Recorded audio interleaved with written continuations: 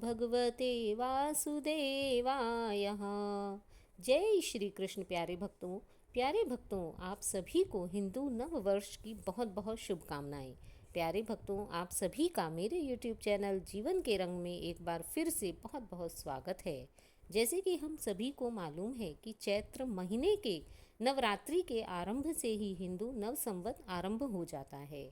तो आइए आरंभ करते हैं आज हिंदू नव वर्ष के प्रथम एकादशी कामदा एकादशी के विषय में।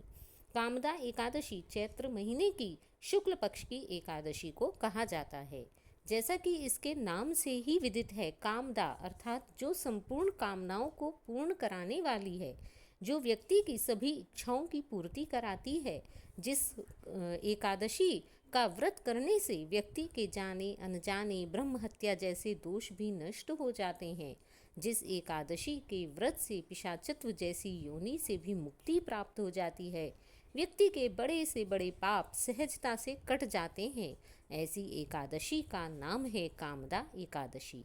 कामदा एकादशी भगवान विष्णु को अत्यंत प्रिय है। कहा जाता है कि जो भी व्यक्ति कामदा एकादशी का व्रत श्रद्धा पूर्वक करता है, उसकी सभी मनोकामनाएं पूर्ण होती हैं, उसकी सभी पापों का नाश हो जाता है तथा व्यक्ति को मोक्ष की प्राप्ति होती है। व्यक्ति को पुनः इस जीवन मरण के चक्कर में नहीं फंसना पड़ता है। व्यक्ति के द्वारा जाने अनजाने जितने भी पाप हुए हैं, उन सभी दोषों का निवारण व्यक्ति इस एकमात्र एकादशी के व्रत से कर सकता है। अतः यदि हम हिंदू धर्म में जन्म लेते हैं तो हमें इस एकादशी का व्रत अवश्य ही करना चाहिए। तो आइए जान लेते हैं इस एकादशी के व्रत पर पढ़ी जाने वाली कथा के विषय में कि कामदा एकादशी व्रत की कथा को कैसे पढ़ा जाता है। आरंभ करते हैं इसकी कथा। ओम नमो भगवते वासुदेवाय। प्राचीन काल की बात है, एक बार श्री कृष्ण ने युधिष्ठिर जी को कामदा एकादशी का महत्व एवं उसकी कथा बताते हुए कहा कि हे राजन, प्राचीन काल में पुंडरीक नाम का एक राजा था जो सदैव भोग विलास में डूबा रहता था।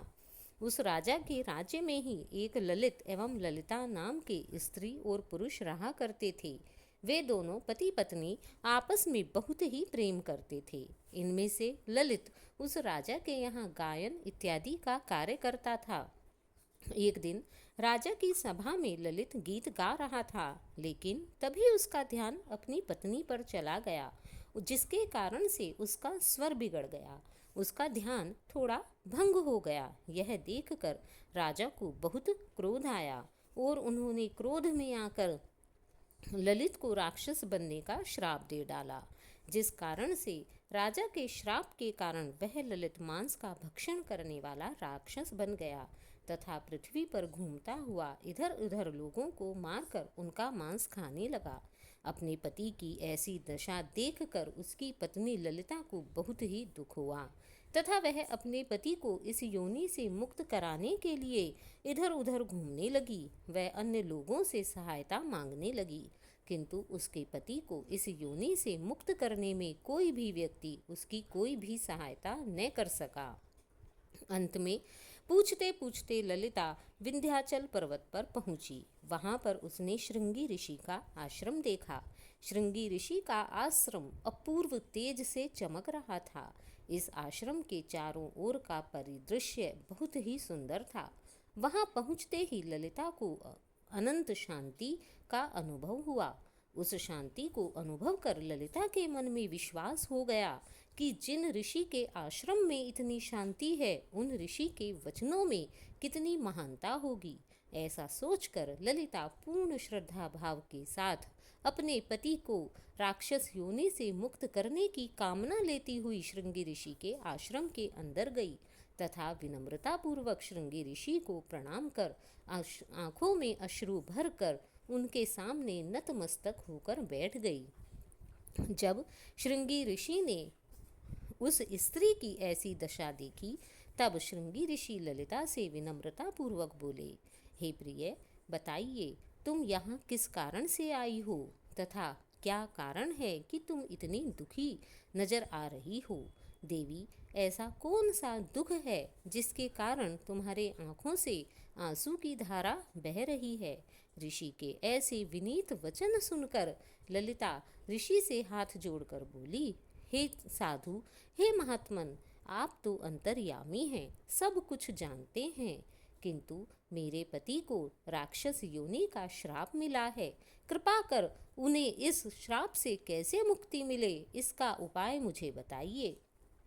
यह सुनकर श्रृंगी ऋषि ने अपने योग ध्यान की दृष्टि से संपूर्ण वृत्तांत को जान लिया तथा वह ललिता से बोले कि अरे देवी, परेशान मत हो। सभी मनोकामनाओं को पूर्ण करने वाला चैत्र मास के शुक्ल पक्ष की एकादशी का व्रत शीघ्र ही आने वाला है। यह व्रत भगवान श्री हरि विष्णु को अत्यंत प्रिय है। यह व्रत व्यक्ति की सभी मनोकामनाओं को पूर्ण करता है तथा उसके सभी दोषों का नाश करता है।